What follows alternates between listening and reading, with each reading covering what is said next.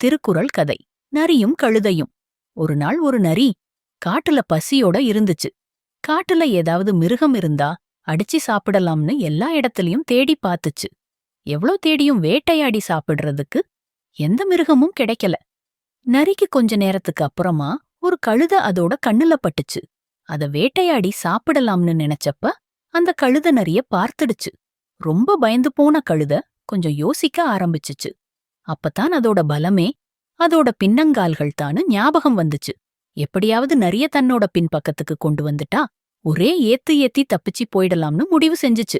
உடனே நரிக்கிட்ட எனக்கு ரொம்ப பயமா இருக்கு, நீங்க எப்படினாலும் என்னைய அடிச்சு சாப்பிட போறீங்க, அதுக்கு முன்னாடி எனக்கு ஒரு உதவி செய்யுங்கன்னு சொல்லுச்சு.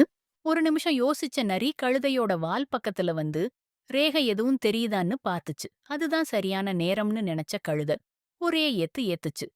சரியா நரியோட முகத்திலேயே அடி விழுந்ததால நரிக்கு தலை சுத்த ஆரம்பிச்சிடுச்சு. இதுதான் சரியான நேரம்னு வேகமா ஓடி ஒளிஞ்சுக்கிடுச்சு.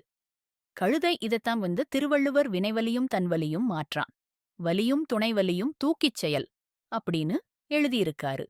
அதுக்கு செய்வதற்கு எண்ணும் செயலின் வலிமை, செய்ய முயலும் தன் வலிமை, அதை எதிர்க்கும் எதிரியின் வலிமை, இருவர்க்கும் துணை வருவார். வலிமை என்னும் இவற்றையெல்லாம் நன்கு எண்ணிச் செயலைச் செய்கன்னு அர்த்தம்.